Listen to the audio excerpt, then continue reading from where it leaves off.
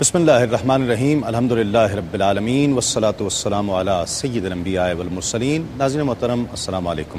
آپ کا میزبان تسلیم احمد صابری رمضان المبارک کی اس اسپیشل ٹرانسمیشن رحمت سحر کے ساتھ حاضر خدمت ہے۔ آپ ہی میرے ساتھ دیکھا کرتے ہیں پروگرام روزانہ صبح 2 بجے سے انتہائے سحر تک۔ ایک موضوع کا بھی ہم انتخاب کرتے ہیں جس پر کوشش کرتے ہیں کہ قرآن و حدیث کی روشنی میں گفتگو کی جائے اور آپ کی ٹیلی فون کالز بھی، میسیجز بھی شامل کیے جاتے ہیں، فقہی سوالات بھی کہ جو آپ کے ذہن کو پریشان کرتے ہیں اس پروگرام کا حصہ ہوتے ہیں۔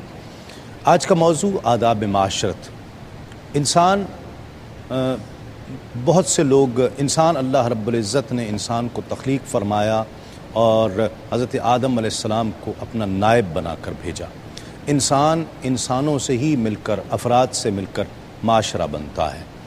اسلام دین فطرت ہے اور آداب سکھاتا ہے عبادات کے، اور انسان کو عبادت کے لیے، جن و انس کو عبادت کے لیے پیدا کیا گیا ہے۔ اب اس عبادت کا تصور، جس طرح پچھلے پروگرام میں بھی کسی ایک میں یہ ڈسکس ہوا تھا کہ عبادت کا تصور بہت وسیع ہے۔ ایک تو انسان کا اپنے رب سے تعلق ہے، اور انسان کا معاشرے کے ان افراد سے تعلق ہے کہ جو اس کے ساتھ بستے ہیں۔ انسان مل کر معاشرہ بناتے ہیں، بہت سارے آداب ہیں جو ایک دوسرے کو سکھائے جاتے ہیں۔ انسان بہت ساری چیزوں میں ایک دوسرے سے متعلق ہوتا ہے۔ کیا کرنا چاہیے؟ بہت سے لوگوں کا جو ذوق و شوق ہوتا ہے وہ دوسروں کے لیے بے آرامی بن سکتا ہے، مخل ہو سکتا ہے۔ انسان کا ماں باپ سے رشتہ ہے، بہن بھائی سے رشتہ ہے، دوستوں سے رشتہ ہے، بچوں سے رشتہ ہے، پڑوسیوں سے رشتہ ہے، محلے والوں سے رشتہ ہے، جہاں وہ کام کرتا ہے ان کولیگز سے رشتہ ہے۔ کچھ ایسے بھی لوگ ہیں جن سے کوئی رشتہ نہیں ہوتا۔ انسان سفر کر رہا ہے، کسی بس میں ہے، کسی جہاز میں ہے، کسی ٹرین میں ہے، کچھ دیر کا ہی ساتھ ہے، لیکن بہرحال انسان کی توقیر انسان کی نظر میں ہونی چاہیے ہے۔ یہ کیسے ممکن ہے کہ جو دین آپ کو آئینہ دیکھنے تک کے آداب سکھاتا ہو، وہ انسانوں سے ملنے کے آداب، انسانوں کو برتنے کے آداب، انسانوں سے پیش آنے کے آداب نہ سکھاتا ہو؟ اسلام قرآن و حدیث میں کیا کہتا ہے یہ ہم جاننے کی کوشش کریں گے۔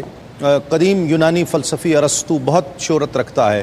اس نے تو یہاں تک کہا کہ انسان ایک سماجی حیوان ہے، اور اس کی دلیل وہ یوں پیش کرتا ہے کہ اگر 2 بچے ہوں اور ایک ہی عمر میں، بہت بچپن میں، ایک کو کسی جنگل میں چھوڑ دیا جائے اور ایک کو انسانی معاشرے میں، تو جو جنگل میں رہنے والا بچہ ہوگا اس کا انداز تکلم، اس کا چلنا پھرنا، اس کی نشست و برخاست، اس کا کھانے پینے کا انداز ہرگز وہ نہیں ہو سکتا کہ جو انسانی معاشرے میں پرورش پانے والے بچے کا ہوگا۔ وہ گفتگو بھی اسی معاشرے کے لوگوں کی طرح کرے گا، کھائے پیے گا بھی اسی طرح سے۔ گویا مختلف الخیال، مختلف الافکار انسانوں کی میزان ہے ایک معاشرہ۔ ان تمام سوچ رکھنے والے، جو ایک شخص سوچ رکھتا ہے ضروری نہیں ہے کہ وہ دوسرا بھی رکھتا ہو۔ اگر کسی کو نمکین پسند ہے تو دوسرے کو یقیناً یہ ضروری نہیں ہے کہ اسے بھی نمکین پسند ہونا چاہیے۔ ہو سکتا ہے اسے میٹھا پسند ہو زیادہ اور دوسرے کو زیادہ نمکین پسند ہو۔ تو بہرحال کیا ایک دوسرے کی پسند کا خیال رکھنا یہ بھی آداب معاشرت کا حصہ ہے یا نہیں ہے؟ ان تمام حقوق کے تعلق سے، ان تمام تعلقات کے بارے میں اسلام ہمیں کیا آگہی دیتا ہے؟ ہم ان رویوں میں بہت خراب ہوتے چلے جا رہے ہیں کہ جو انسانی معاشرے میں آداب کے نام سے، آداب کے عنوان سے بہت ضروری ہوا کرتے ہیں۔ ہم ان چیزوں سے، ان رویوں سے، ایسے ہی تو نہیں کہا گیا کہ کسی کو دیکھ کر، کسی مسلمان کو دیکھ کر مسکرا دینا بھی صدقہ ہے۔ گویا یہ رویہ ہی تو ہے، یہ ان معاشرے کے آداب ہی کا تو تقاضا ہے کہ آپ کسی کو دیکھیں تو ہلکی سی مسکراہٹ، یہ بھی صدقہ قرار دیا ہے۔ آداب کیا سکھائے گئے ہیں؟ قرآن اور سنت اس حوالے سے کیا حکم دیتا ہے کہ معاشرے کے ان تمام لوگوں، آپ کے رشتہ دار، دوست، احباب، آپ کے پڑوسی، آپ کے کولیگز، ان کے ساتھ کس طرح سے پیش آنا چاہیے ہے؟ اسلام اس بارے میں کیا کہتا ہے؟ تو یہ ایک بہت ہی منفرد موضوع ہوگا۔ آج ممکن ہے کہ اس سے پہلے اس حوالے سے یہ ڈسکس نہ ہوا ہو۔ سوال آج کا نوٹ فرما لیجئے۔ حضور نبی کریم صلی اللہ علیہ وآلہ وسلم کی سب سے چھوٹی صاحبزادی کا نام کیا ہے؟ حضرت رقیہ رضی اللہ تعالیٰ عنہ، حضرت کلثوم رضی اللہ تعالیٰ عنہ، یا حضرت فاطمۃ الزہرا رضی اللہ تعالیٰ عنہ؟ ان تینوں میں سے ایک جواب ٹھیک ہے۔ حضور صلی اللہ علیہ وآلہ وسلم کی سب سے چھوٹی صاحبزادی کا نام کیا ہے؟ حضرت رقیہ رضی اللہ تعالیٰ عنہ، حضرت کلثوم رضی اللہ تعالیٰ عنہ، یا حضرت فاطمۃ الزہرا رضی اللہ تعالیٰ عنہ؟ ان میں سے ایک جواب ٹھیک ہے۔ آپ کالز کیجئے اور کنٹرول روم میں بھی آپ اپنا جواب نوٹ کروا سکتے ہیں۔ جنون گارمنٹس والوں کی جانب سے ایک گفٹ ہیمپر ہے اور ہاشمی والوں کی جانب سے ایک گفٹ ہیمپر ہے، تو اگر ایک سے زیادہ جواب آتے ہیں تو قرآن اندازی کے ذریعے منتخب کیا جائے گا نام۔ جب وقفے سے ہم لوٹیں گے تو ایز یوزول عالمی شہرت یافتہ شخصیت اور وہ شخصیت کہ جن کی گفتگو کو آپ بہت زیادہ پسند کرتے ہیں، بہت سراہتے ہیں، کہتے ہیں ہمارے دلوں میں اتر جاتی ہے ان کی بات، اور جو وہ کہتے ہیں اس پر عمل کرنے کو دل چاہتا ہے، علامہ مفتی محمد اکمل صاحب ہمارے ساتھ ہوں گے۔ ایک اور بہت ہی علمی اور فکری شخصیت، بہت ہی گہرے انداز سے چیزوں کو دیکھتے ہیں اور پھر خوبصورت الفاظ کا پیرہن دے کے لوگوں کے دلوں تک چیز کو منتقل کرنے کی صلاحیت رکھتے ہیں۔ علامہ ارشاد حسین سعیدی صاحب ہمارے ساتھ ہوں گے، اور عالمی شہرت یافتہ ثنا خاں، پرسوز گداز والی آواز والا ثنا خاں، خوبصورت انداز کا حامل ثنا خاں، عالمی شہرت یافتہ الحاج محمد افضل نوشاہی ہمارے ساتھ ہوں گے۔ تو اس یقین کے ساتھ کہ آپ کہیں نہیں جائیں گے، ہم ایک مختصر سے وقفے کے بعد لوٹ رہے ہیں۔ اس ماہ کی پہچان فیضان رمضان،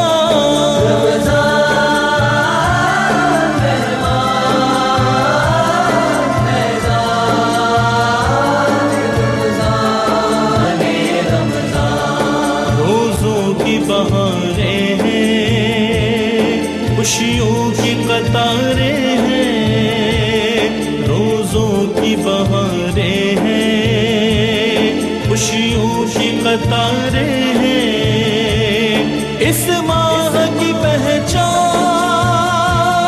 فیضان رمضان۔ ناظرین خوش آمدید، آپ پروگرام دیکھ رہے ہیں رحمت سحر تسیم صابری کے ساتھ، اور سوال ایک مرتبہ پھر نوٹ فرما لیجئے۔ حضور نبی کریم صلی اللہ علیہ وآلہ وسلم کی سب سے چھوٹی صاحبزادی کا نام کیا ہے؟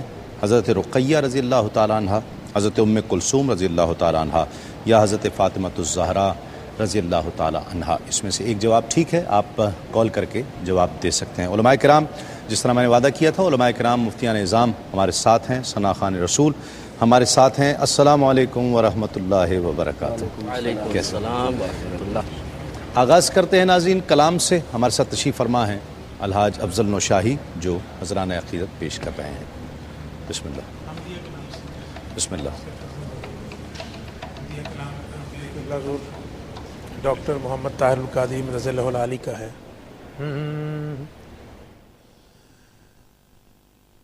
اے چارہ گرے شوق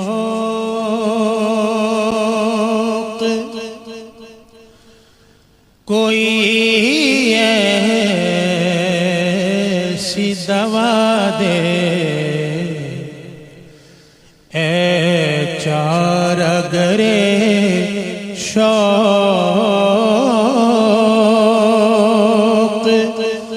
کوئی ایسی دوا دے جو دل سے ہر ایک غیر کی چاہت کو بھلا دے۔ بس دیکھ لیا دنیا کے رشتوں کا تماشا،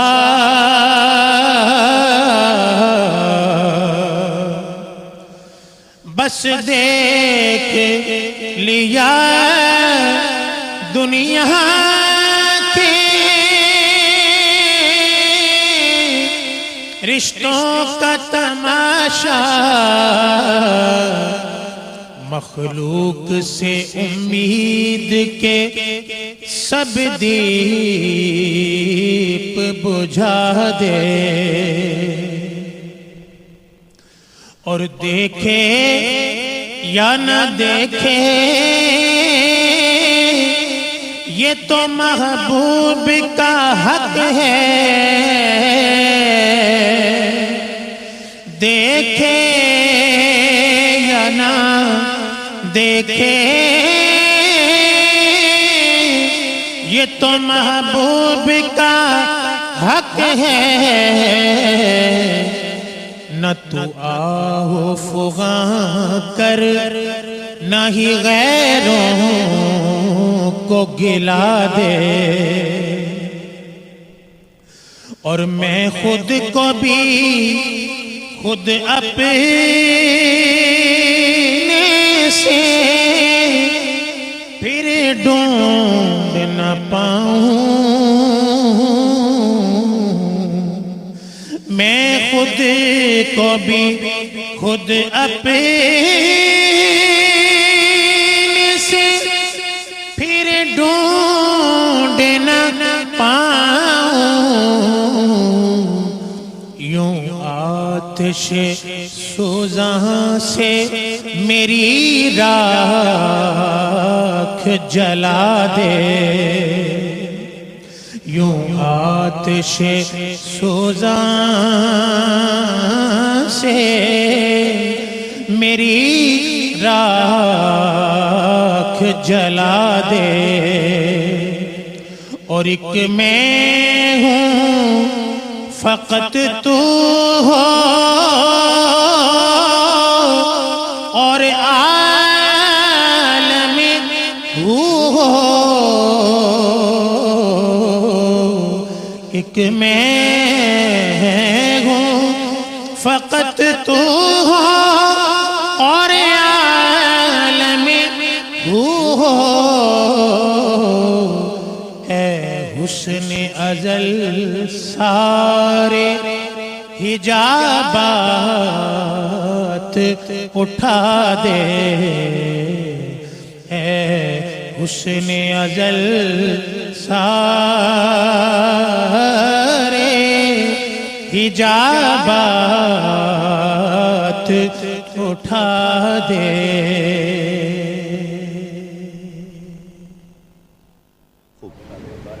آداب معاشرت سے کیا مراد ہے؟ یہ تو یقیناً دین فطرت ہے، اور جب آئینہ دیکھنے کے بھی آداب سکھاتا ہے تو معاشرے میں رہنے، لوگوں کو برتنے کے بھی آداب سکھاتا ہوگا۔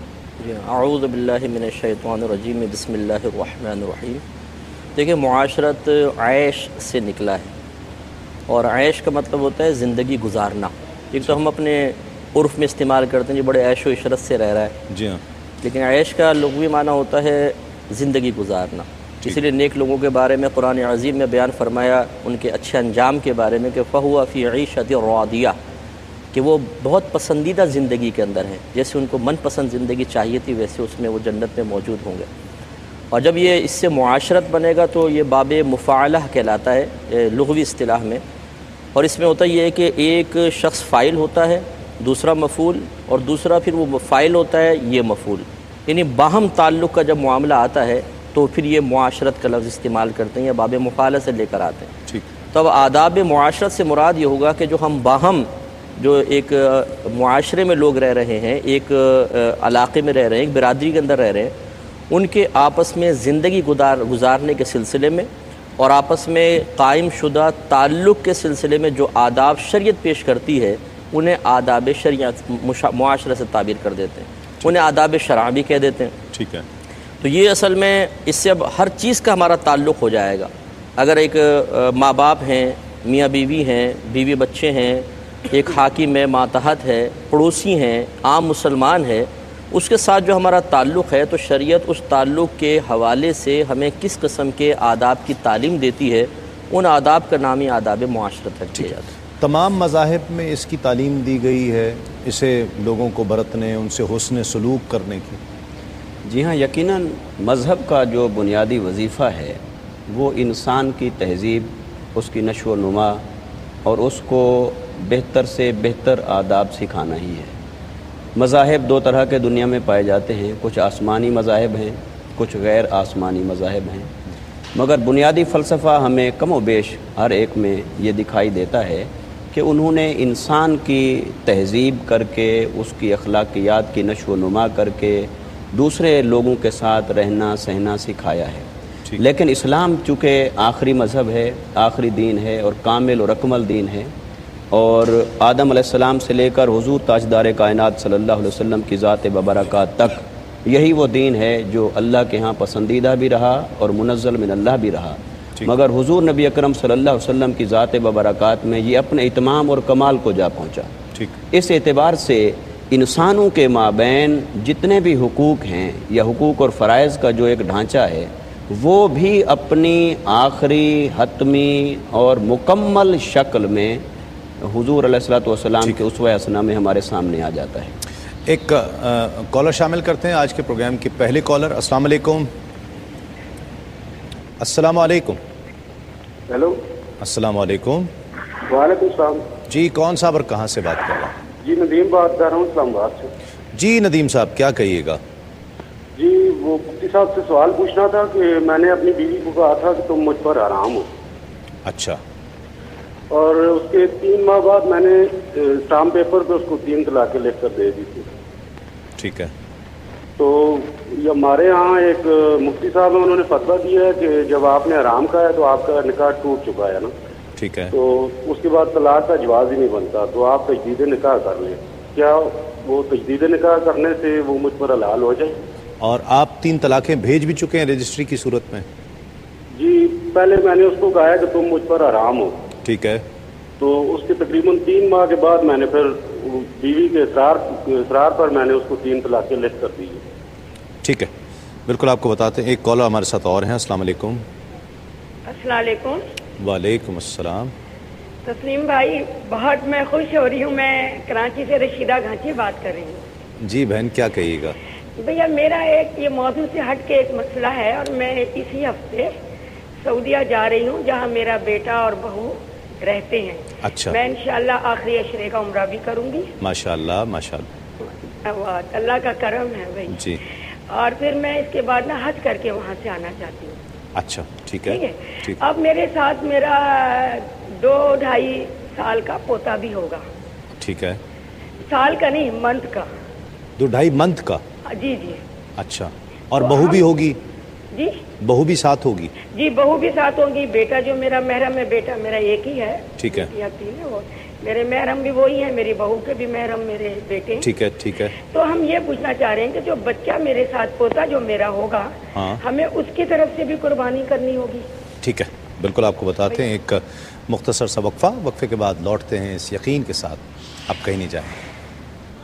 آمد قرآن فیضان رمضان، آمد قرآن فیضانا ہے، پر درد فسانہ ہے، توبہ کا زمانہ ہے، پر درد فسانہ ہے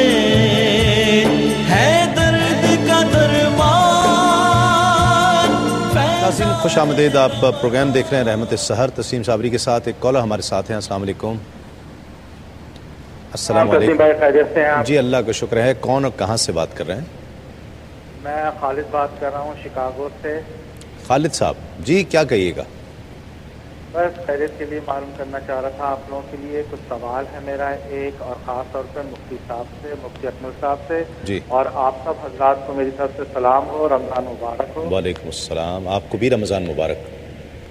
اچھا میرا یہ سوال تھا کہ یہ حسد کر کے جو لوگ نقصان پہنچاتے ہیں، اور حسد کا مادہ شیطان کے اندر ہوتا ہے، انسان میں نہیں ہے، جو انسان شیطان بن جاتا ہے تو اس سے بچا کیسے جائے؟ ٹھیک ہے، بالکل آپ کو بتاتے ہیں۔ ایک کالر اور ہیں۔ السلام علیکم۔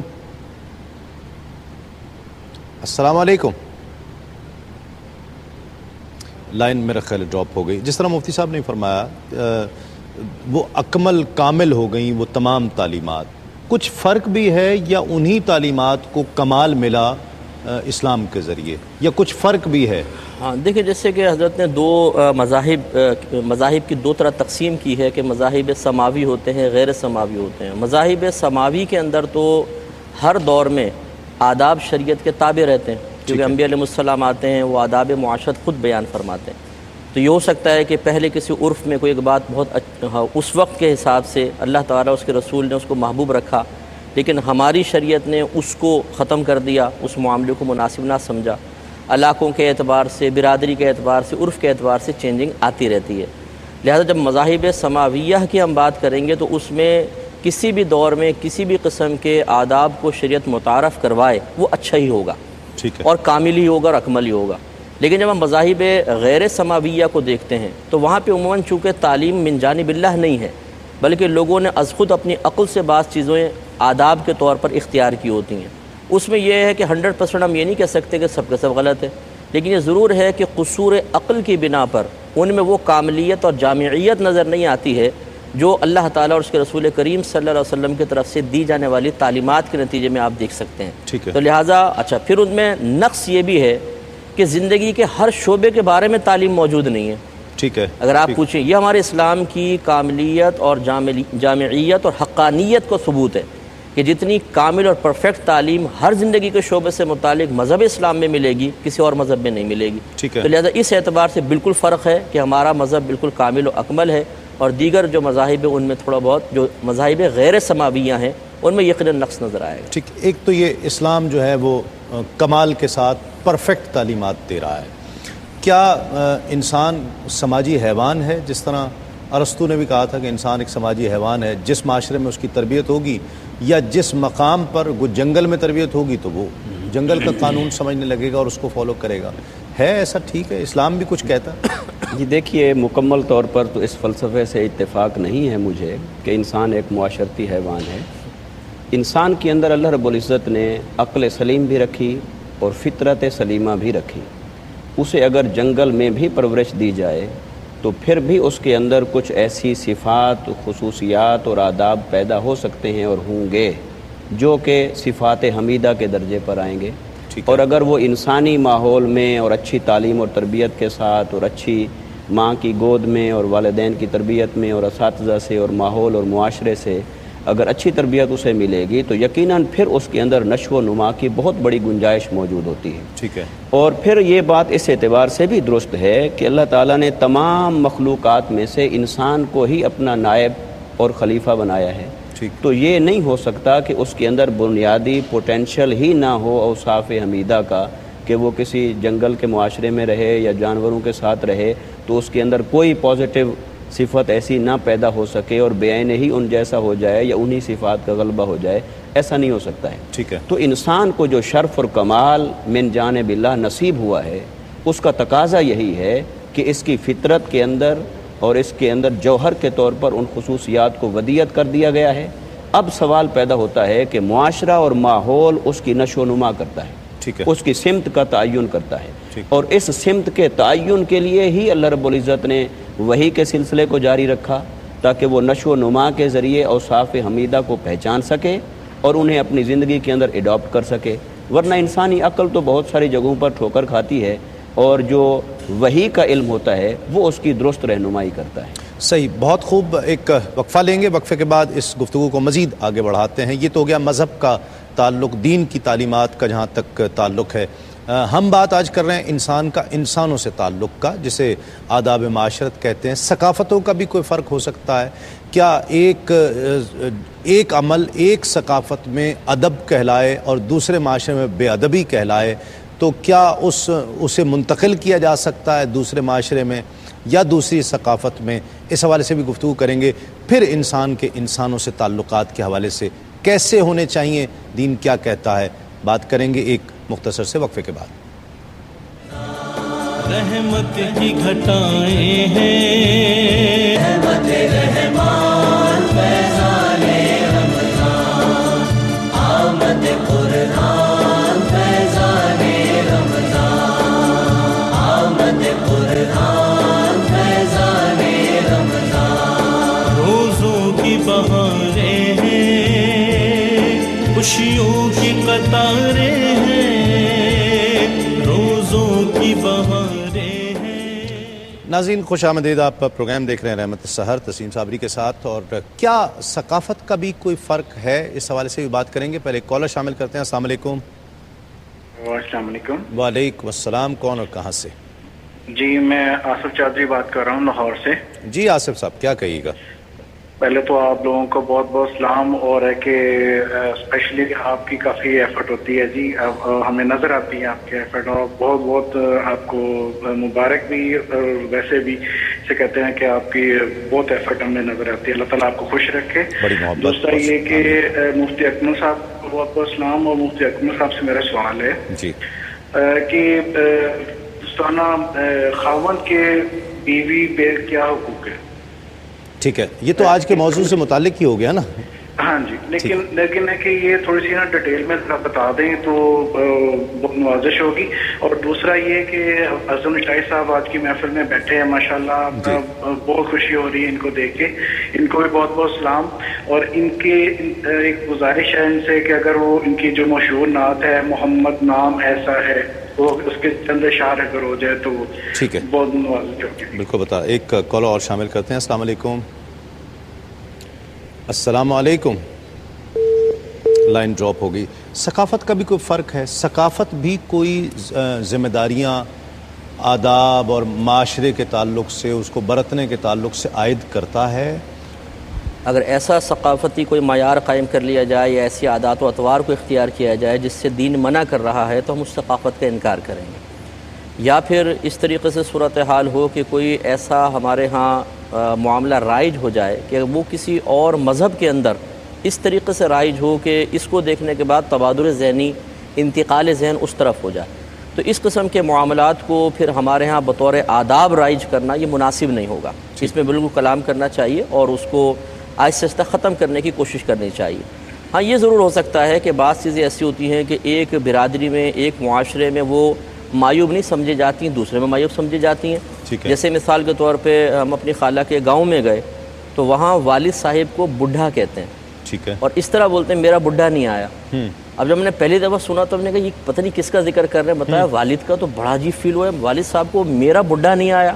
جبکہ ہمارے ہاں یہ برا، ہمارے ہاں یہ کہہ کر دیکھ لیجئے آپ، بولیں کتنا بدتمیز لڑکا ہے. لیکن ان کے ہاں یہ بالکل آرام سے، جیسے اب جیسے ہمارے ایک قوم ہے مکرانی قوم ہے ہمارے، اب کراچی میں بہت زیادہ ہیں، ان کے ہاں جو تکلم کا انداز ہے وہ ان کے ہاں ایسا ہے کہ وہ رفلی سے تھوڑا سا انداز لگتا ہے، لیکن ان کے ہاں اڑے او ابا یوں سیدھا بول دیتے.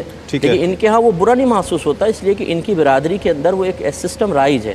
ہمارے ہاں کسی اور جگہ کہیں گے تو شاید وہ فیل کریں. اس قسم کے معاملات جو ہیں جو برادری کے اندر رائج ہو جاتے ہیں اور وہ اس کو آداب میں ہی تصور کیا جاتا ہے، اور شریعت نے جس وجہ سے اس قسم کے تکلم کو منع کیا تھا کہ والدین کی دل آزاری ہوتی ہے، وہ وہاں متحقق ہوتی ہی نہیں ہے، تو پھر اس کو ہم منع نہیں کریں. ثقافت کی وجہ سے وہ وہاں پر برا نہیں سمجھا جاتا، وہ برا نہیں سمجھا جاتا. تو اس کو پھر جب شریعت نے اصل میں جو بعض چیزیں منع کی ہیں وہ اس وجہ سے کہ دوسرے کے لیے باعث تکلیف ہوتی ہیں، باعث ضرر ہوتی ہیں. جب وہاں پہ اس ثقافت میں یا اس ماحول میں وہ چیز باعث ضرر بنی نہیں رہی ہے تو پھر اس پہ کرنے میں کوئی حرج بھی نہیں. ایک کالر شامل کرتے ہیں. السلام علیکم. وعلیکم السلام. جی کون ہے؟ میں خالدہ بول رہی ہوں کراچی سے. جی بہن کیا کہیے گا؟ میں کینسر کی بیماری میں مبتلا ہو گئی ہوں، میری چھاتی کا آپریشن ہوا ہے. اچھا، اللہ تعالیٰ آپ سب دعا کیجیے، اکمل صاحب بھی میرے لیے دعا کریں، اللہ تعالیٰ مجھے شفا دے. اللہ آپ کو شفا دے. اور مجھے کوئی دعا بتا دیں پڑھنے کے لیے، میں نماز کی پابند ہوں، قرآن مجید بھی پڑھتی ہوں، میں روزانہ پڑھتی ہوں، روزے سے نہیں رکھ رہی. ٹھیک ہے، میں مجبور ہوں، مگر مجھے کوئی دعا بتا دیں پڑھنے کے لیے، اللہ تعالیٰ مجھے شفا کامل عطا فرما دے. آپ دیکھیے، میں ایک میری گزارش سنیں، یہ لا علاج نہیں ہے، اس لیے حوصلہ رکھیں. بہت ساری چیزیں ول پاور سے انسان بہت ساری چیزیں واپس لے آتا ہے اپنی زندگی کے ساتھ، اور یہ لڑنے کی، یہ اس بیماری سے لڑنے کی اور اپنی صحت کے لیے لڑنے کی ذمہ داری آپ پر شریعت بھی عائد کر رہی ہے کہ آپ اپنے جسم کا خیال رکھیے اور اپنی صحت کا خیال رکھیے. تو یہ ذمہ داریاں آپ پر عائد ہوتی ہیں، آپ حوصلہ نہ ہاریں. یہ کوئی لا علاج مرض نہیں ہے، انشاءاللہ اللہ تعالیٰ آپ کو شفا دے گا انشاءاللہ. ایک کالر اور شامل کرتے ہیں. السلام علیکم. السلام علیکم. وعلیکم السلام. جی کون ہے، کہاں سے؟ راولپنڈی سے بول رہا ہوں. سعید. سعید صاحب کیا کہیے گا؟ میں پوچھنا چاہ رہا تھا کہ اعتکاف کے دوران مسجد میں موبائل کا یوز کر سکتے ہیں؟ ٹھیک ہے، بالکل آپ کو بتاتے ہیں. بہت شکریہ کال کرنے کا. اب جو معاشرہ ہم نے دین کی تعلیمات بھی اور ثقافت کا فرق بھی اور ثقافت کی جو عائد کردہ چیزیں ہیں یا وہاں پر جو مشہور اور معروف چیزیں ان کا بھی ذکر کر لیا. مغرب میں یا امریکہ میں آپ چلے جائیں، وہاں لوگوں کے رویے بہتر مذہب کی تعلیمات کی وجہ سے ہیں کہ وہاں کی ثقافت، وہ ثقافتی طور پر اتنے مہذب یا اتنے اچھے لوگ ہیں، ایک دوسرے کے ساتھ ان کا جو برتاؤ ہے وہ بہت اچھا نظر آتا ہے. یعنی بحیثیت قوم میں دیکھ کر آیا ہوں کہ انہیں تو استنجا کے یا باتھ روم یوز کرنے کے باتھ روم ایٹیکیٹس نہیں ہیں، لیکن لوگوں کے ساتھ پیش آنے میں، لوگوں کے ساتھ برتاؤ میں، کمٹمنٹ میں، پنکچوالٹی میں، سوری یا تھینکس کہنے میں جس طرح کی وہ فیل دیتے ہیں وہ ہمارے یہاں نہیں ہے. جی ہاں، میں اس میں اگر آپ کی اجازت ہو تو ایک بات اسی سے ریلیونٹ ہو جاتی ہے ثقافت کے متعلق بھی، کہ جیسا کہ مفتی صاحب نے بہت خوبصورت انداز میں اس کو اور بلکہ مشاہداتی انداز میں بیان کیا تاکہ پریکٹیکل ہمارے سامنے اگزامپل آ جائے. ثقافت کے دو دائرے ہو سکتے ہیں، ایک دائرہ اس کا مذہب کا ہے اور ایک مذہب کے اندر کا ہے. ٹھیک ہے، یہ جو آپ نے ابھی سوال کیا ہے، اس ثقافت کا تعلق بنتا ہے مذہب سے اوپر، یعنی بین المذاہب اس کا دائرہ کار بنتا ہے.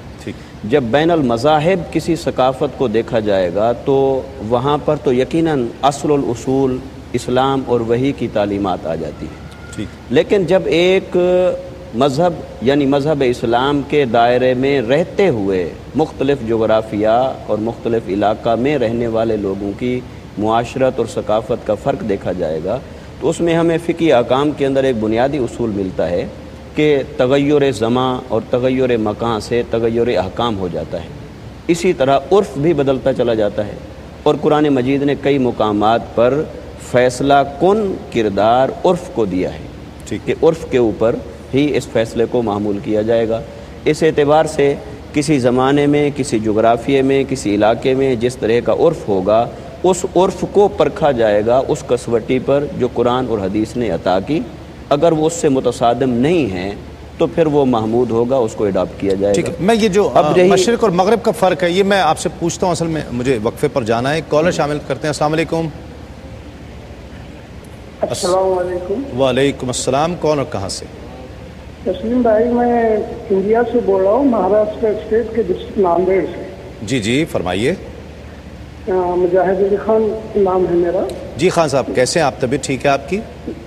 جی الحمدللہ جو ہے کافی اچھی طبیعت ہے. جی تسلیم بھائی، تھوڑا سا موضوع سے ہٹ کے سوال ہے میرا. جی تو سبھی مفتی اکرام صاحب سے میرا سلام کہیے گا. جی. اور پچھلے سال کے جو رمضان تھے تسلیم بھائی کافی مشکلات سے گزرے تھے. اللہ کا کرم یہ ہوا کہ دوست احباب کی مدد سے جو ہے وہ تکمیل پائے گئے.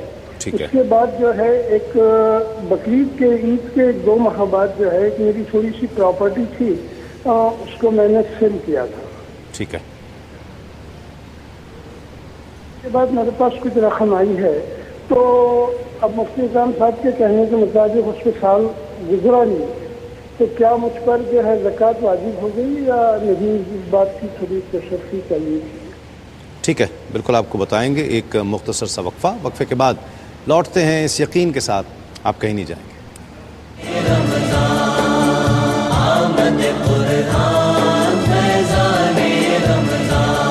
رحمت کی گھٹائیں ہیں، پر نور فضائیں،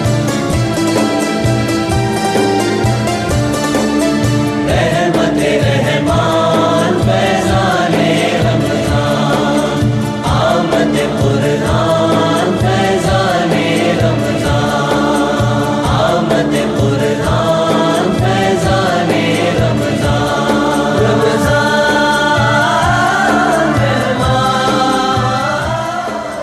ناظرین خوش آمدید. آپ پروگرام دیکھ رہے ہیں رحمت سحر تسلیم صابری کے ساتھ. اور کلچرز کا جو ڈفرینس ہے وہ کتنا میٹر کرتا ہے، اور کیا کلچر کے فرق کے تحت مغربی معاشرہ انسان کو انسان سمجھتے ہوئے مذہب سے بالا تر ہو کر ایک دوسرے کا جس طرح وہ ساتھ دیتے ہیں، جس طرح تھینک یو اور سوری کا رواج وہاں پر موجود ہے، صرف الفاظ کی صورت میں نہیں، اس کی تمام تر معنویت کے ساتھ، تو کیا وہ ہمارے ہاں کیوں نہیں ہے؟ کیا کہتے ہیں؟ وہاں پر بہت ساری ایسی صفات پائی جاتی ہیں جو در حقیقت اسلام ہی کی تعلیمات ہیں، ٹھیک ہے، لیکن ہم اپنے معاشرے کے اندر اسے مفقود پاتے ہیں، ہمارے اندر نہیں ہیں۔ میں یہ عرض کروں گا کہ دو چیزیں ہمیشہ ہوا کرتی ہیں، ایک قانون اور ایک اخلاقیات، موریلٹی ہے، پھر لا اینڈ آرڈر ہے۔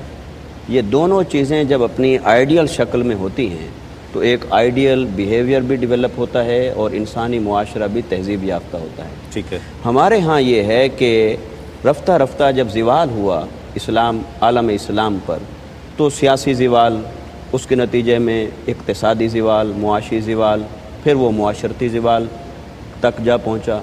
اس معاشرتی زوال کے اندر اب جو موریلٹی تھی اور اخلاقیات تھیں وہ مفقود ہو گئیں، کیونکہ اسے کوئی قانونی تحفظ حاصل نہ رہا اور اسے کوئی قانونی سپورٹ حاصل نہ رہی۔ اس کے برعکس ہم دیکھتے ہیں کہ جن معاشروں کے اندر سیاسی اعتبار سے استحکام ہے، معاشی اعتبار سے استحکام ہے، لا اینڈ آرڈر ہے، قانون اپنی تمام تر جولانیوں کے ساتھ اور تمام تر طاقت کے ساتھ موجود ہے اور عدل اور انصاف کے ساتھ موجود ہے، تو بہت ساری نفسیاتی الجھنوں سے انسان باہر نکل آتا ہے اور بہت ساری وائلیشنز کے دروازے بند ہو جاتے ہیں۔ جہاں بہت ساری وائلیشنز کے دروازے بند ہوں گے اور انسان بہت ساری الجھنوں سے نکل کر اطمینان کی زندگی گزار رہا ہوگا، وہاں اس کے زیر اثر اخلاقیات جو جنم لیتی ہے، وہ اخلاقیات زوال پذیر یا زوال یافتہ معاشروں سے کئی درجے بہتر ہوتی ہے۔ یہی وجہ ہے کہ وہاں پر ہمیں جو بہتری نظر آتی ہے جن اخلاقی اقدار کے اندر، وہ اگرچہ اسلام کی تعلیمات میں بھی ہیں، مگر اس کے پیچھے پورا ایک بیک گراؤنڈ اور پس منظر ہے۔ اور ہمیں بھی اگر اسلامی معاشروں میں وہ چیزیں اختیار کرنے یا وہ چیزیں نافذ کرنے یا وہ چیزیں لانے کی توفیق نصیب ہو جائے تو یقیناً وہ موریلٹی اس سے بہتر ہو سکتی ہے۔ اور جن اوصاف کو اسلام نے تعریف کی نظر سے دیکھا ہے، ہمیں اس کی تعریف کرنی چاہیے۔ اگرچہ ان معاشروں کے اندر اور بہت ساری ایسی چیزیں پائی جاتی ہیں جو ہمارے معاشرے میں کمپیریٹیولی کم ہیں، جیسے حلال اور حرام کا فرق ہے۔ جی ہاں، میں جس طرح ذکر کیا کہ انہیں بہتر ہے، وہاں کم ہے، نہیں ہے، لیکن وہاں پر جو انسانی ہمدردی اور انسان کو انسان کے تناظر میں دیکھ کر جو ایک رویہ سامنے آتا ہے وہ یقیناً بہتر ہے، قابل تعریف ہے۔ کالر شامل کرتے ہیں۔ السلام علیکم۔ السلام علیکم۔ وعلیکم السلام، کون اور کہاں سے؟ قاضی فیض لاہور سے بات کر رہا ہوں جی۔ میرا سوال مفتی ارشاد سعیدی صاحب سے ہے کہ رمضان المبارک میں شیطان تو جکڑا ہوتا ہے، تو پھر بھی معاشرے کے بہت سے لوگ گناہوں میں لتھڑے رہتے ہیں اس رمضان المبارک میں، تو شیطان کے علاوہ کون سی ایسی چیز ہے جو ان کو نیکی کی راہ پہ چلنے میں مانع ہوتی ہے؟ ٹھیک ہے، ایک کالر اور ہے۔ السلام علیکم۔ السلام علیکم۔ ہیلو، السلام علیکم۔ وعلیکم السلام، کون اور کہاں سے؟ میں شبانہ بات کر رہی ہوں لاہور سے۔ جی شبانہ، کیا کہیے گا؟ میں نے کہنا کہ میں نے پہلے تو مفتی اکمل صاحب کو میرا بہت بہت سلام، بہت اچھے بھائی ہیں، یہ بہت اچھا پروگرام کرتے ہیں جی۔ اور دوسرا میرا سوال ان سے یہ ہے کہ یہ جو صدقہ ہم دیتے ہیں تو صدقہ کیا بتا کے دینا چاہیے؟ کیونکہ کچھ لوگ جو ہوتے ہیں وہ صدقہ نہیں لیتے، کہہ کے بتانے میں شرم محسوس کرتے ہیں۔ اور دوسرا یہ ہے کہ آپ پیسوں کا بھی صدقہ دے سکتے ہیں یا صرف گوشت کا ہی صدقہ دیا جاتا ہے؟ ٹھیک ہے، بالکل شرمندگی فیل کرتے ہیں کہ لینے میں، لیکن صدقہ بالکل آپ کو بتاتے ہیں۔ کلام شامل کرتے ہیں، ہمارے ساتھ تشریف فرما ہے الحاج افضل نشاہی۔ محمد نام ایسا ہے، وہی سنائیں گے جو فرمائش ہے۔ چلیں بسم اللہ۔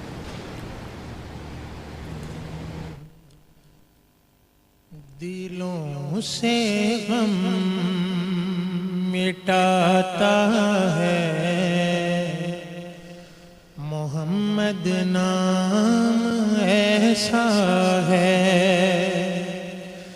دلوں سے غم مٹاتا ہے محمد نام ایسا ہے، دلوں سے غم مٹاتا ہے محمد نام ایسا ہے، نگر اجڑے بساتا ہے محمد نام ایسا ہے، نگر اجڑے بساتا ہے محمد نام ایسا ہے،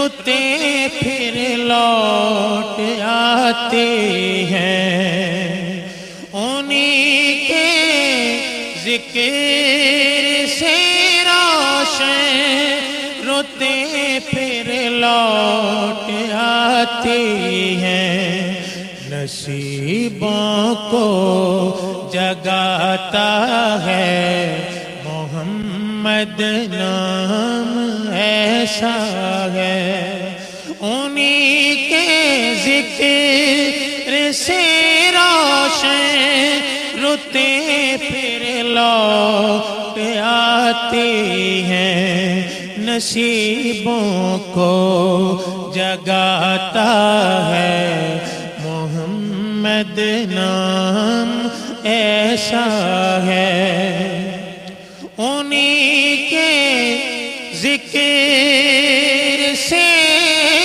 پائی فقیروں نے شہنشاہی، انہی کے ذکر سے پائی فقیروں نے شہنشاہی، خدا سے بھی ملاتا ہے محمد نام ایسا ہے، خدا سے جا ملاتا ہے محمد نام ایسا ہے،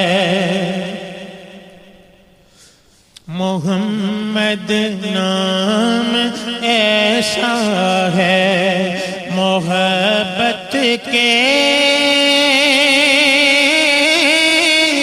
کنول کھلتے ہیں ان کو یاد کرنے سے، محبت کے کنول کھلتے ہیں ان کو یاد کرنے سے، بڑی خوشبوئیں لاتا ہے محمد نام ایسا ہے، بڑی خوشبوئیں لاتا ہے محمد نام ایسا ہے، درودوں کی مہک سے محفلیں آباد رہتی ہیں، درودوں کی مہک سے محفلیں آباد رہتی ہیں، میری نعتیں سجاتا ہے محمد نام ایسا ہے، محمد نام ایسا ہے، محمد نام ایسا ہے، محمد نام ایسا ہے، محمد نام ایسا ہے، محمد نام ایسا ہے۔ ماشاءاللہ ماشاءاللہ، ایک کالر شامل کرتے ہیں۔ السلام علیکم۔ السلام علیکم۔ وعلیکم السلام۔ جی کون صاحب اور کہاں سے؟ تسلیم بس محمد فاروق بول رہا ہوں۔ محمد فاروق انڈیا سے؟ گجرات انڈیا۔ گجرات سے۔ جی فاروق بھائی کیا کہیے گا؟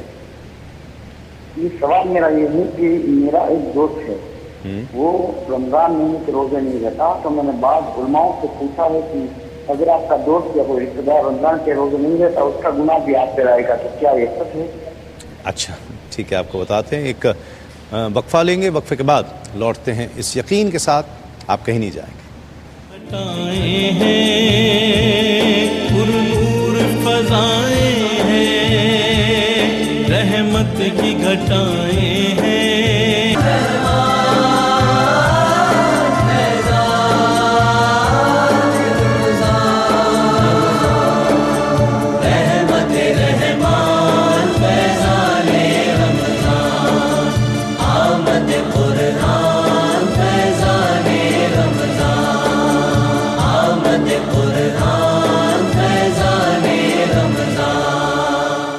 ناظرین خوش آمدید. آپ پروگرام دیکھ رہے ہیں رحمت سحر. تسیم صابری کے ساتھ ایک کالر شامل کرتے ہیں. السلام علیکم. جی کون صاحب اور کہاں سے؟ تسلیم بھائی میں رضوان بات کر رہا ہوں کراچی سے. جی رضوان بھائی کیا کہیے گا؟ پہلے تو میں دو مفتیان کرام میں مفتی اکمل صاحب کو سلام پیش کرتا ہوں. دونوں آپ آئیے سلام تو سب کو پیش کرے نا. نہیں سلام سب کے لیے ہے, بس یہ مفتی صاحب جو مفتی اکمل صاحب ہیں ان کو میں بہت زیادہ پسند کرتا ہوں. ٹھیک ہے ٹھیک چلیں جی. اچھا سر میرا پہلا سوال یہ ہے کہ میری بھابھی کی طرف سے ہے کہ وہ پریگننٹ ہیں, تو کیا وہ روزے رکھ سکتی ہیں؟ ٹھیک ہے بالکل آپ کو بتاتے ہیں. ایک کالر ہمارے ساتھ اور ہیں. السلام علیکم. السلام علیکم. وعلیکم السلام. کون اور کہاں سے؟ جی میں فضا بول رہی ہوں سعودی عرب سے. جی کیا کہیے گا فضا؟ جی میں پوچھنا چاہتی تھی, زکوٰۃ کا مسئلہ ہے کہ میرے جو رشتہ دار ہیں سگے رشتہ دار ہیں ہم ان کی ایسی بھی مدد کرتے ہیں, اللہ توفیق دیتا ہے تو, اور ہم زکوٰۃ بھی انہیں کو دیا کرتے ہیں, لیکن ہم یہ چاہتے ہیں کہ اس سے وہ کوئی ایسا ذریعہ بنا لیں جس سے ان کی روزی آتی رہے اور پھر انہیں زکوٰۃ مانگنے کی نوبت نہ آئے. تو ہم نے کئی بار ایسی کوشش کری لیکن وہ کہتے ہیں کہ جی ہمارا دل نہیں لگتا کام میں, ہم کام نہیں کر پاتے ہیں.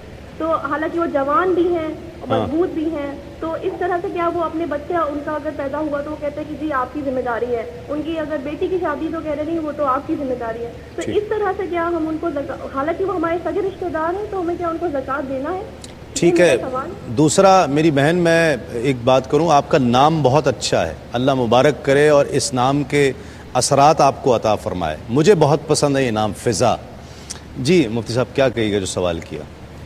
یہ والا جی سارے سوالات حضرت آپ. جی مفتی صاحب. جی ہاں پہلا سوال تھا کہ ایک صاحب نے فون کیا کہ میں نے اپنی بیوی سے کہا ہے کہ یا کسی سے کہا ہے کہ مجھ پر میری بیوی حرام ہے, اور اس کے بعد انہوں نے 3 مہینے کا ذکر کیا کہ 3 مہینے کے بعد پھر لکھ کر 3 طلاقیں دی ہیں. اس سلسلے میں گزارش یہ ہے کہ یہ جو جملہ ہے ان کا کہ میری بیوی مجھ پر حرام, یہ اگر انہوں نے طلاق دینے کے ارادے اور نیت سے ادا کیا تو پھر یہ کنایہ ہے اور اس صورت میں طلاق بائن ہو جاتی ہے.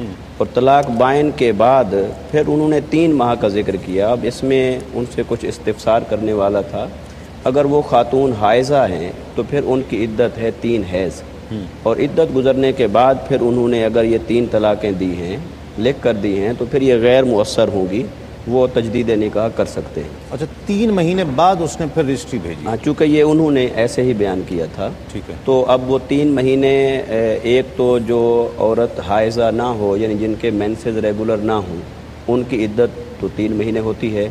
اب یہ 3 مہینے کا ذکر انہوں نے معلوم نہیں پوری گنتی کے ساتھ کیا یا انہوں نے اندازے کے ساتھ 3 مہینے کا ذکر کیا.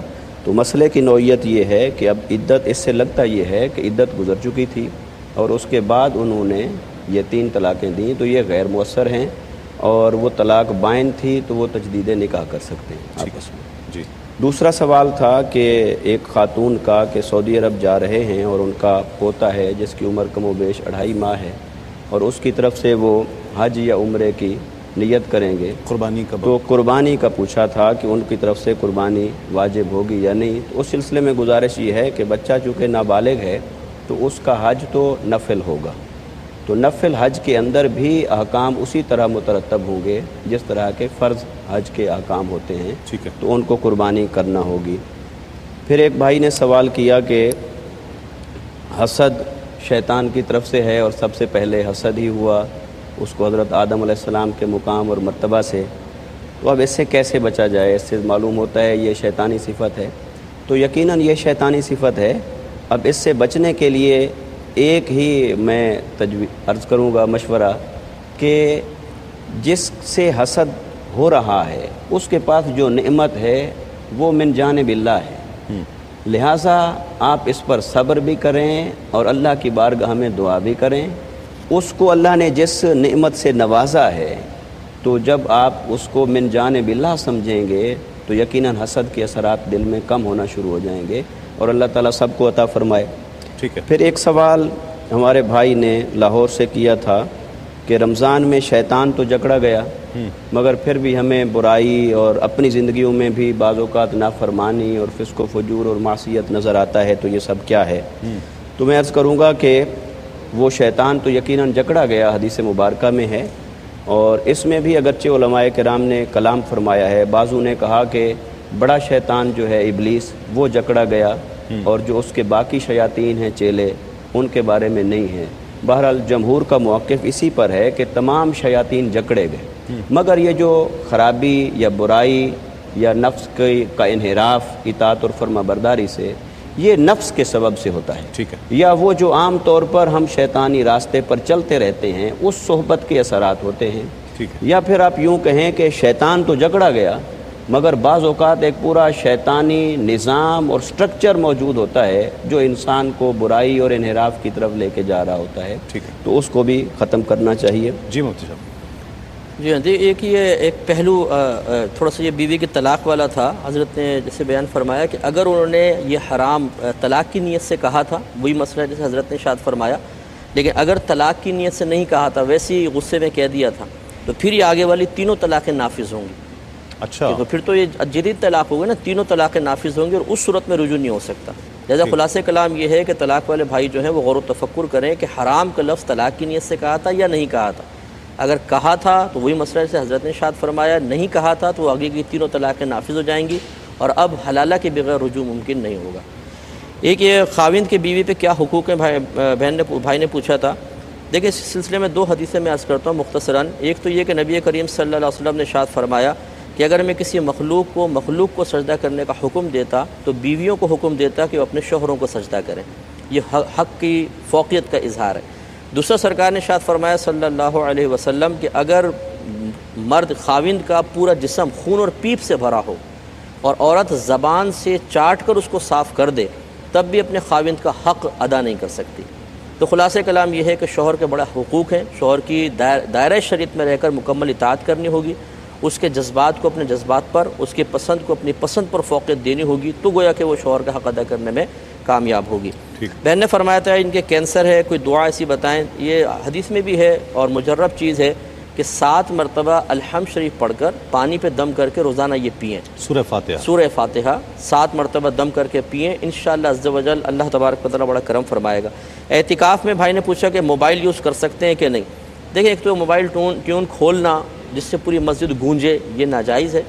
دوسرا، معتکف کو چاہیے کہ بقدر ضرورت وہ کسی سے گفتگو کرے، وہاں پر اس کی مکمل طور پہ توجہ اللہ تعالیٰ کی جانب اور اپنی مغفرت کے حصول کی طرف ہونی چاہیے، اور اس قسم کے موبائل پہ گفتگو دوستوں سے کرنا، گھر والوں سے کرنا، اس مقصد کی راہ میں رکاوٹ۔ کاروبار کی کر سکتا ہے باتیں، مطلب دنیاوی بات ہو جائے گی خالصتاً، اور مسجد میں اس قسم کی باتیں کرنا ممنوع ہوتا ہے، تو حتی الامکان استعمال نہ کریں۔ جہاں بہت زیادہ ضرورت ہو تو بہرحال منع بھی نہیں ہے۔ یہ بھائی نے فرمایا تھا کہ انہوں نے پراپرٹی لی ہے، سال نہیں گزرا تو کیا اس پہ زکوٰۃ لازم ہے کہ نہیں۔ دیکھیں، جب تک سال نہیں گزرا تو اس پہ زکوٰۃ لازم نہیں ہے، چاہے پراپرٹی کسی بھی قصد و ارادے سے لی ہو۔ ہاں، اگر تجارت کی ارادے سے لی ہے اور پھر سال گزرے گا تو اس پہ زکوٰۃ بنے گی، اور اگر تجارت کی غرض سے نہیں لی ہے، رہنے کی غرض سے لی ہے، تو سال گزرنے کے بعد بھی نہیں بنے گی۔ ایک ہی بہن نے فرمایا کہ کیا صدقہ بتا کر دینا لازم ہے؟ تو اطلاع دینا کوئی لازم نہیں ہے۔ بعض اوقات سامنے والے کی عزت نفس مجروح ہونے کا اندیشہ ہوتا ہے، تو یہ عیدی کہہ کے، تحفہ کہہ کے، گفٹ کہہ کے دے سکتے ہیں، لیکن دل میں صدقے کی نیت کر لیں۔ صحیح۔ ایک وقفہ لیں گے، اور یہ وقفہ سحری کا وقفہ ہوگا، ہم بھی سحری کر لیں، آپ بھی اپنے کام نپٹا لیجئے، پھر اس کے بعد انشاءاللہ آپ سے ملاقات ہوتی ہے۔ فضائیں ہیں جنت کا سامان، فیضان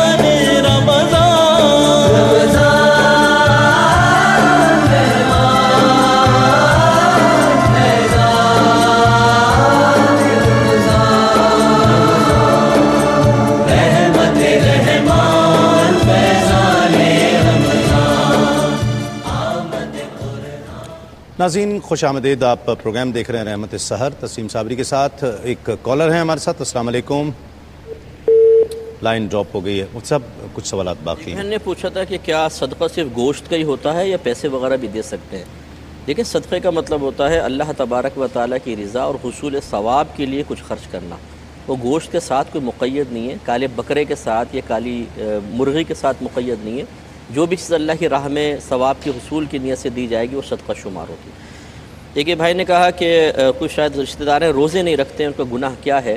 تو یہ نبی کریم صلی اللہ علیہ وسلم کے فرمان عالی شان ان کے لیے کافی ہونا چاہیے کہ آپ نے شاید فرمایا جس نے جان بوجھ کے رمضان کا روزہ چھوڑ دیا، پھر اگر اس کے کفارے کے طور پہ پوری زندگی کے روزے بھی رکھتا رہے تو اس کی کمی پوری نہیں کر سکتا. اس لیے گناہ کبیرہ ہے، بلکہ خدا نہ خواستہ اگر کوئی حلال سمجھ کر چھوڑے تو کافر ہے. اس لیے ان کو بہت احتیاط کرنی چاہیے، روزے پورے کرنے چاہیے. یہ کہتے ہیں بھابھی پریگننٹ ہیں، روزے رکھیں یا نہ رکھیں. لیکن اس حالت میں روزہ رکھنا کوئی منع نہیں ہوتا ہے، لیکن کسی ڈاکٹر سے مشورہ کر لیں. اگر وہ یہ کہتے ہیں کہ اس حالت میں آپ کے لیے روزہ رکھنا آپ کی صحت کے لیے یا بچے کی صحت کے لیے انتہائی مہلک ہو سکتا ہے تو یہ بالکل چھوڑ سکتی ہیں. یا سابقہ زندگی کا تجربہ ہو کہ پچھلے کسی سال میں رمضان میں پریگننٹ تھیں اور صحت کو یا بچے کی صحت کو نقصان پہنچا تھا تو اس کو بھی بنیاد بنا کے چھوڑ سکتی ہیں. یا موجودہ مشاہدہ کہ روزہ رکھا اور حالت بہت زیادہ خراب ہو گئی. یہ تینوں صورتوں ایسی ہیں کہ ان کے نتیجے کے طور پہ روزہ چھوڑا جا سکتا ہے، اور اگر صحت مند ہیں روزہ پورا کر سکتی ہیں، بچے ان کی جان کو نقصان نہیں ہے تو افضل اور اولیٰ یہ ہے کہ رکھیں. تو کیا ایسے سگے رشتہ دار کو زکوٰۃ دے سکتے ہیں؟ ہمارا مشورہ ہوگا کہ ایسے نکمے اور نکھٹو کو بالکل زکوٰۃ نہ دیں، کیونکہ وہ اور نکمہ ہو جائے گا. اس کے گھر کی ذمہ داری ہے. اگر آپ اس کو زکوٰۃ دے کے بے فکر کر دیں گے معاش سے، وہ تو اور نکمہ ہو جائے گا اور اس کی گندی عادات سرایت کریں گے اس کی اولاد کے اندر بھی. اسے بالکل نہ دیا جائے. ہاں اس کے گھر والوں کو چپکے سے بقدر ضرورت دے دیا جائے تاکہ چلے گزارا ہوتا رہے جب تک کہ وہ نہ سنبھلے، لیکن خود اس کو خرچے کے لیے بالکل نہ دیا جائے تاکہ تنگ دستی کا احساس اسے کام پر مجبور کرے اور عزت کے ساتھ وہ پیسہ کمائے. ٹھیک ہے. انسان کے انسان پر حقوق کیا ہیں؟ یہ اہم مسئلہ ہے خاص طور پر باہر ممالک میں رہنے والے ان لوگوں کے لیے جو ہمارے بھائی ہندوستان میں رہتے ہیں، بنگلہ دیش میں رہتے ہیں، سری لنکا میں، UK، یورپ، امریکہ میں، کہ جہاں ان کا واسطہ بہت زیادہ غیر مسلموں سے پڑتا ہے. تو بحیثیت انسان ان کا ان سے تعلق کیسا ہونا چاہیے؟ جی ہاں، یہ سوال اور یہ ٹاپک اپنی نوعیت کے اعتبار سے تو بہت وسیع ہے، مگر ابتدا میں یہاں سے کرنا چاہتا ہوں کہ سب سے پہلا حق جو انسان کا انسان پر ہے وہ ہے تکریم. ٹھیک. کہ اللہ رب العزت نے فرمایا وَلَقَدْ كَرَّمْنَا بَنِي آدم، کہ اللہ تعالیٰ نے بنی آدم کو تکریم عطا فرمائی. اب یہاں پر بنی آدم کا لفظ ہے، مسلم کا لفظ نہیں ہے یا مؤمن کا لفظ نہیں ہے. تو اس سے مراد وہ تکریم ہے جو اللہ رب العزت نے ہر انسان کو عطا فرمائی بحیثیت بنی آدم ہونے اور انسان ہونے کے. اس اعتبار سے انسانوں کے درمیان جتنے بھی آداب ہیں معاشرت کے، رہنے سہنے کے، ان کی ابتدا یہیں سے ہوتی ہے کہ پہلے ایک دوسرے کی تکریم کریں.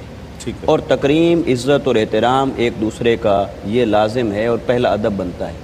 یہی وجہ ہے کہ قرآن مجید کی تعلیمات کئی اعتبارات سے اس زاویے کو بیان کرتی ہیں. جیسے اللہ رب العزت نے فرمایا کہ لا یسخر قوم من قوم، کوئی کسی دوسرے کا مذاق نہ اڑائے، اس کا تمسخر نہ کرے، کیونکہ ایسا کرے گا تو اس کی تحقیر ہوگی. اور جب کوئی تمسخر کرتا ہے، دوسرے کی تحقیر کرتا ہے، تو گویا کہ اس کی تکریم کو پامال کر رہا ہوتا ہے. اور جس لمحے کوئی کسی کی تکریم کو پامال کرتا ہے تو صرف یہ ایک خرابی نہیں، وہ پھر کئی خرابیوں کو جنم دیتی ہے. وہ پھر تکریم کو پامال کرنے والا تکبر میں بھی مبتلا ہوتا ہے کہ اس نے بیک وقت دوسرے کو حقارت کی نظر سے دیکھا اور خود تکبر کے اندر مبتلا ہوا. تو اس اعتبار سے میں سمجھتا ہوں کہ انسانوں کے درمیان پہلا حق یہ ہے کہ بحیثیت انسان ایک دوسرے کے عزت اور احترام کو قائم رکھا جائے. ٹھیک ہے. عام مسلمان کا حق تو دو باتیں، مسلمان کا حق تو پھر افضل و اولیٰ ہوا کہ وہ آپ کا مسلمان بھائی بھی ہے. دوسری بات کہ وہ لوگ جو آپ کے رشتہ دار نہیں ہیں، آپ کے پڑوسی ہیں، محلے والے ہیں، کولیگس ہیں، بس پر جہاز میں سفر کرتے ہوئے آپ سے ان کی ملاقات ہو جاتی ہے، کہیں سلام دعا بھی نہیں ہوتی، تب بھی ان کے کچھ حقوق ہیں. جی ہاں، جیسے حضرت نے ارشاد فرمایا ایک تو یہی ہے کہ اس کی عزت اور تعظیم اس طریقے سے کہ دین اسلام کی تعظیم میں فرق نہ آئے، کیونکہ بعض اوقات کافر کے انداز سے تعظیم کرنا کہ اس میں مذہب اسلام کے لیے تحقیر کا پہلو نکلتا ہو، یہ تو شرعاً ممنوع ہی ہوگا. ٹھیک ہے. اس طرح بالکل غلامی کر لے. ہاں، مطلب غلامی کر لے، یا مطلب وہ تکبر سے بیٹھا ہوا اور ہم اس کے سامنے عاجزی انکساری کر رہے ہیں، اس کو عزت دے رہے ہیں، تو اس سے اسلام کی ایک ذلت کا پہلو نکل رہا ہو، اس میں تھوڑا سا احتیاط کرنی ہوگی. اور اسی طرح یہ ایک بنیادی چیز ہے کہ نبی کریم صلی اللہ علیہ وسلم نے ارشاد فرمایا صحابہ کرام سے کہ اللہ تعالیٰ نے ایک فاحشہ کی فقط اس لیے مغفرت فرما دی تھی کہ اس نے اپنے جوتے سے کنویں سے پانی نکال کے پیاسے کتے کو پلا دیا تھا. تو صحابہ کرام علیہ رضوان نے عرض کیا صلی اللہ صلی اللہ علیہ وسلم کہ کتے کو پانی پلانے میں بھی اجر ہے؟ تو آپ نے شاید فرمایا کہ ہر تر جگر میں اجر ہے. یعنی جو جاندار چیزوں سے اچھا سلوک کرو گے تمہارے لیے اجر و ثواب ہے. اب اس کو مطلق رکھا ہے سرکار نے. اگر کوئی ہمارے پڑوس میں کافر ہے، کوئی اہل کتاب میں سے ہے اور اسے ہماری مدد کی ضرورت ہے، تو ہمارا مذہب اسلام ہمیں یہ تعلیم نہیں دیتا کہ اس کی ضرورت کو نظر انداز کر دیا جائے، بلکہ اس کو مدد کرنا، اس کو مالی سپورٹ فراہم کرنا، یا اور کسی قسم کی اس کو سفارش کی ضرورت ہے بالفرض تو جائز اس کی سفارش کر دینا.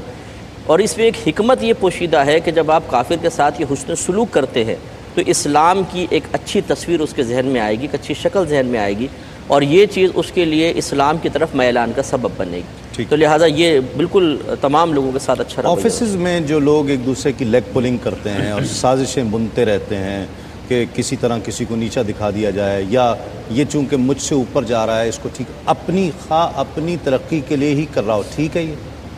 یقیناً ایسا ٹھیک نہیں ہے. انسانی عقل بھی ہر انسان کی رہنمائی خود بخود کر دیتی ہے، مگر ہوتا یہ ہے کہ بہت ساری خرابیوں کے اندر ہم جکڑے ہوئے ہوتے ہیں کچھ مفادات کی وجہ سے. وہ مفادات بہت چھوٹے بھی ہوتے ہیں، مذموم بھی ہوتے ہیں. جیسے آپ نے آفیسز کی مثال دی ہے، تو ہم دیکھتے ہیں اپنے گرد و پیش میں دوسرے کی تحقیر کرنے کے لیے، مذاق اڑانے کے لیے، یا اس کی ترقی کا راستہ روکنے کے لیے، یا اس کی عزت اور ناموس پر کوئی سوالیہ نشان چھوڑنے کے لیے بسا اوقات بہت ساری ایسی حرکات سرزد ہو جاتی ہیں کہ انسان کا اپنا جو اخلاقی دیوالیہ پن ہے اس کا اظہار ہو جاتا ہے.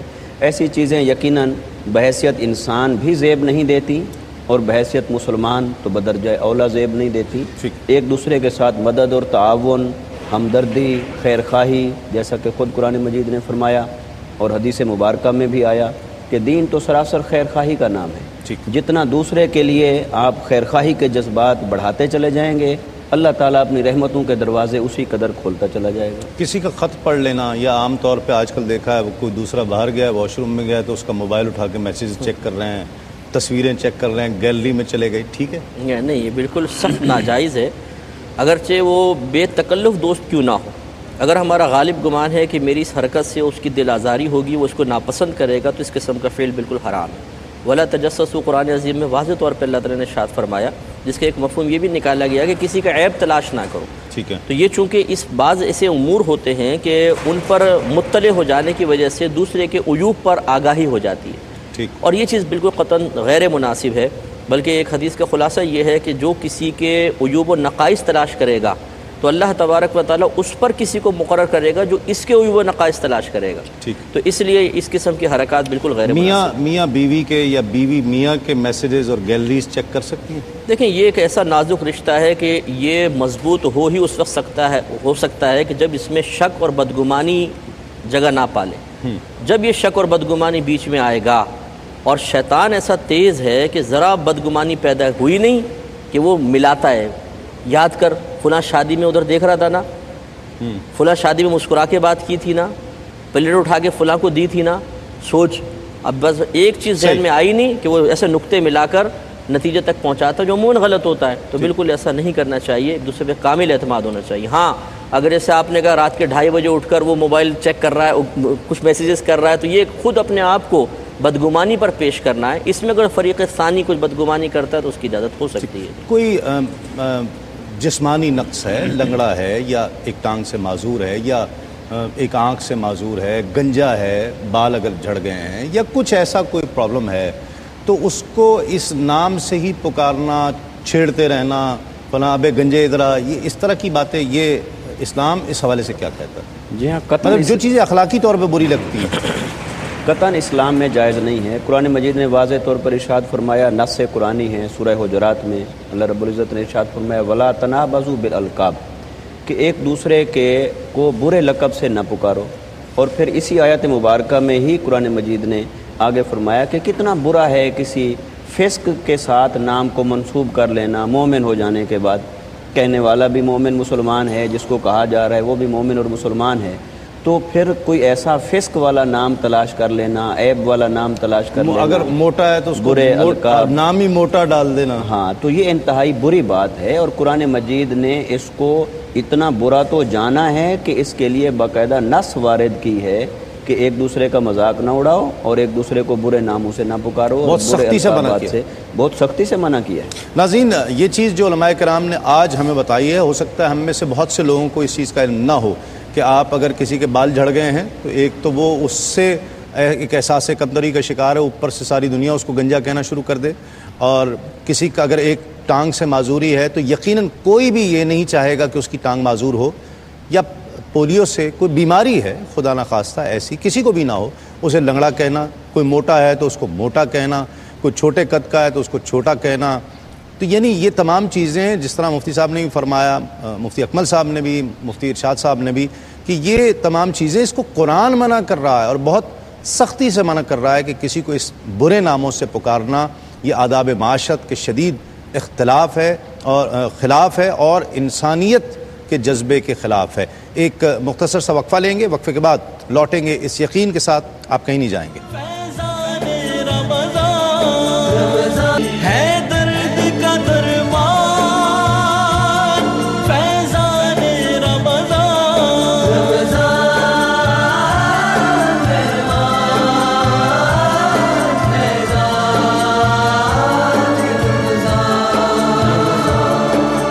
رحمت رحمان فیضان رمضان آمد۔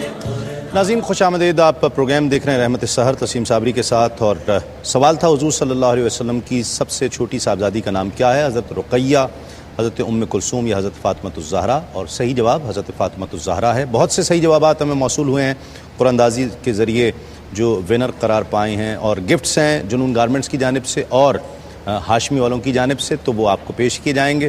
پہلے ونر جو قرآن اندازی کے ذریعے نکلے ہیں جویریہ ہیں کراچی سے۔ السلام علیکم۔ السلام علیکم۔ وعلیکم السلام۔ وعلیکم السلام۔ جویریہ آپ کو بہت بہت مبارک ہو۔ شکریہ بہت بہت۔ ٹھیک، بہت شکریہ۔ شہزاد ہیں دوسرے ونر۔ السلام علیکم، وہ بھی کراچی سے۔ السلام علیکم۔ وعلیکم السلام۔ شہزاد بھائی آپ کو بھی بہت بہت مبارک ہو، آپ بھی آج کے ونر ہیں، تو انشاءاللہ گفٹ آپ کو پہنچے گا۔ بہت شکریہ، بہت شکریہ۔ کلام شامل کرتے ہیں، ہمارے ساتھ تشریف فرما ہیں الحاج افضل نوشاہی۔ بسم اللہ۔ میں چاہ رہا ہوں کہ وہ درد و سوز والا یا رسول اللہ تیرے در کی فضاؤں کو سنا۔ بسم اللہ۔ یا رسول اللہ تیرے در کی فضاؤں کو سلام،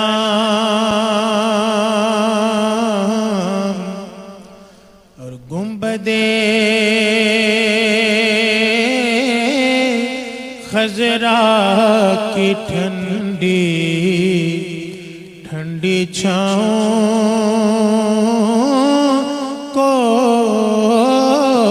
سلام، والہانہ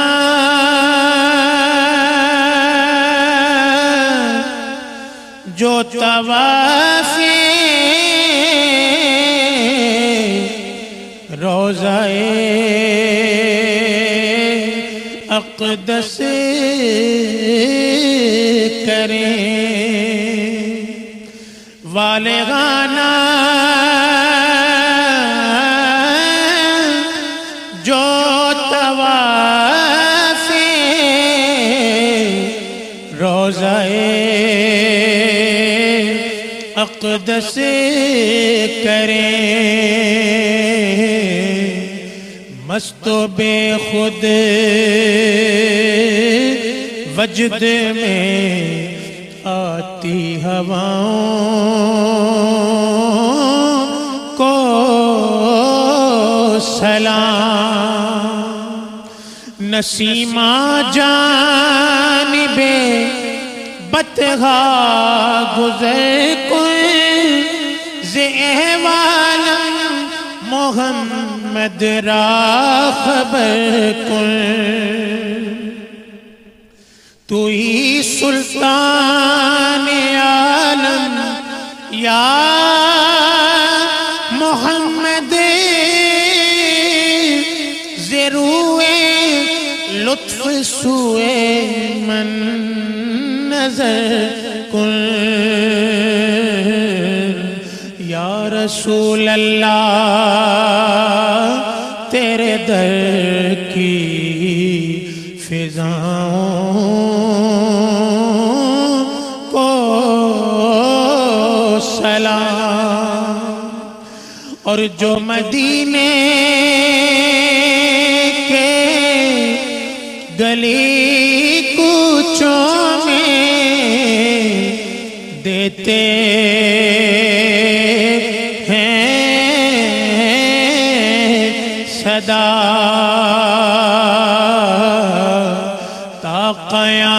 قیامت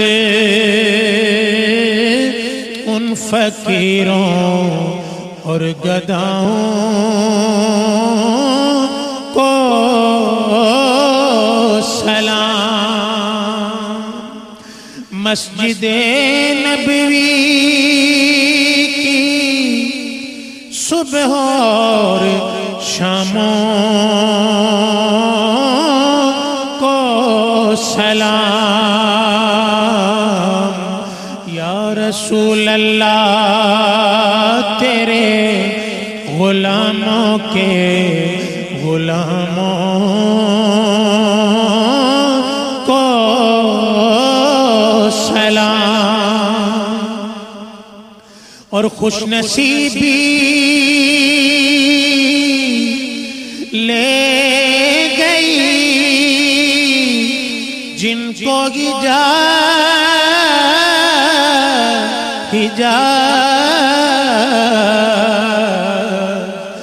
ان کے اشکوں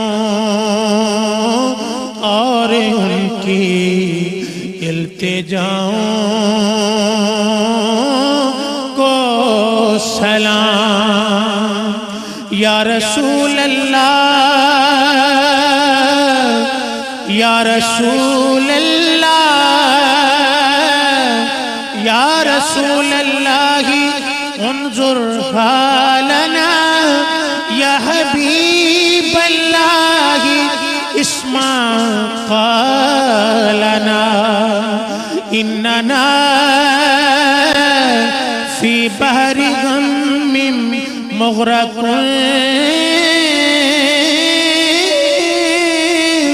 خذ یدی سہل لنا اشقالنا. یا رسول اللہ یا رسول اللہ یا رسول اللہ کرم کی ایک نظر ہم پر خدا را.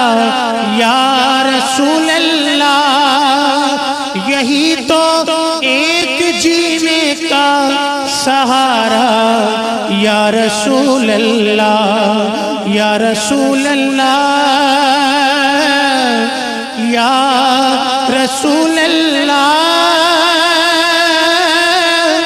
یا رسول اللہ یا رسول اللہ.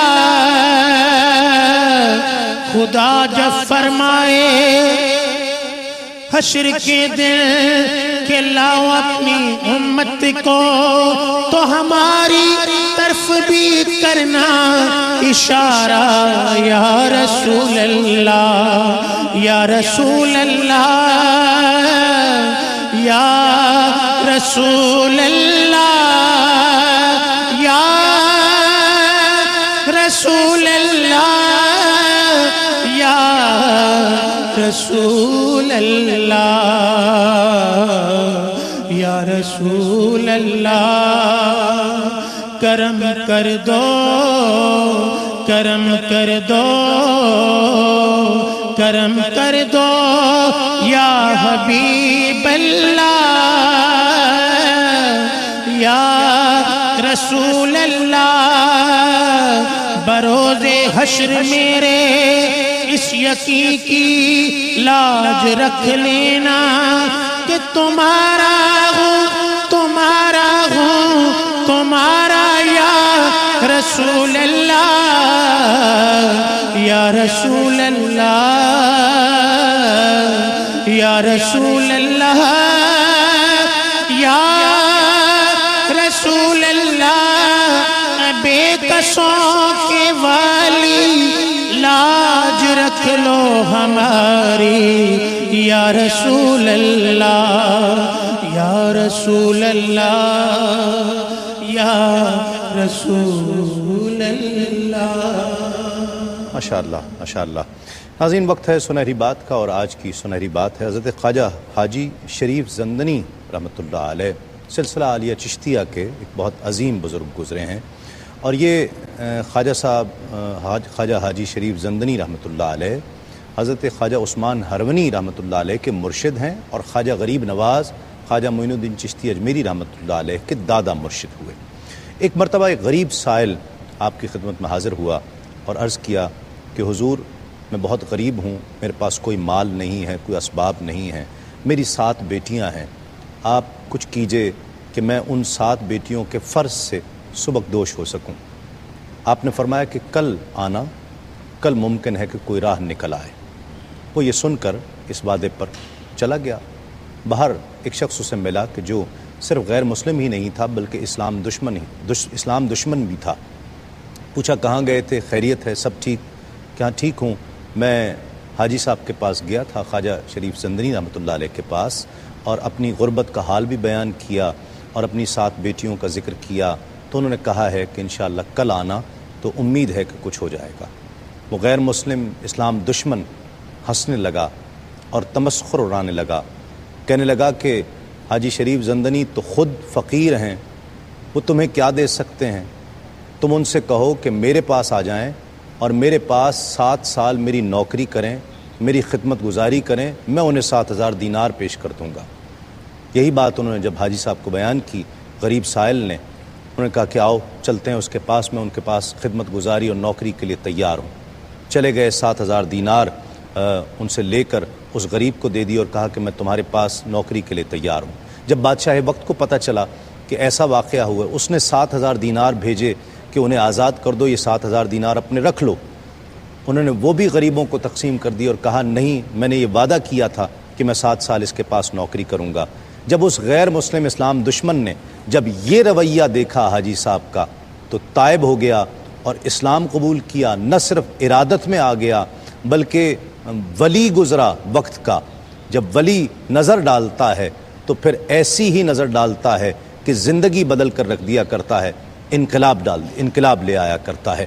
ناظرین، کراچی اور اس کے مضافات میں اذان فجر کا وقت ہوا چاہتا ہے۔ اذان فجر کے بعد انشاءاللہ آپ سے ایک مرتبہ پھر ملاقات ہوگی۔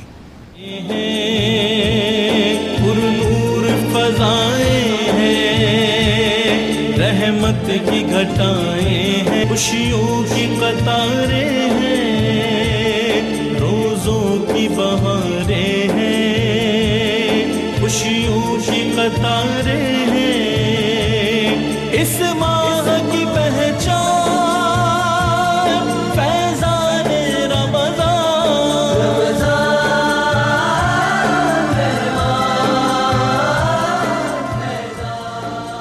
ناظرین خوش آمدید، آپ پروگرام دیکھ رہے ہیں رحمت سحر تسیم صابری کے ساتھ، اور میں اپنے تینوں مہمانوں کا بہت شکر گزار ہوں، علامہ مفتی محمد اکمل صاحب کا، علامہ مفتی ارشاد حسین صاحب کا اور الحاج محمد افضل نشاہی صاحب کا۔ آپ تینوں احباب اس پروگرام میں تشریف لائے اور اس پروگرام کی رونق بنے۔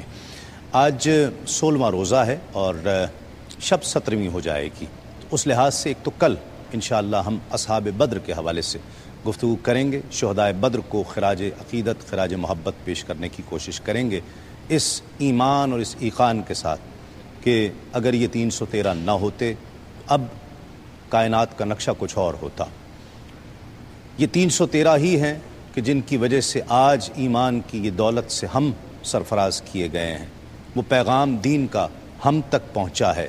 یہ ان 313 کی محنتیں تھیں، قربانیاں تھیں، انہیں خراج محبت اور خراج عقیدت پیش کرنے کی کوشش کریں گے۔ آج جس موضوع پر گفتگو کی گئی، انسان کے حقوق، پڑوسیوں کے حقوق، راہ چلتے ہوئے کے حقوق، ایک تو سب سے بڑھ کر کوئی مسلمان اگر آپ کو راستے میں چلتا ہوا نظر آتا ہے تو اس پر اسلام السلام علیکم کہہ کر اسے سلامتی کا پیغام دینے کے لیے کہتا ہے، اور جواب میں واجب کر دیا جاتا ہے کہ اگر کوئی شخص تم پر سلامتی کی دعا کر رہا ہے تمہارے لیے تو تم پر بھی واجب ہے کہ تم اس پر بھی، اس کے لیے بھی سلامتی کی دعا کرو۔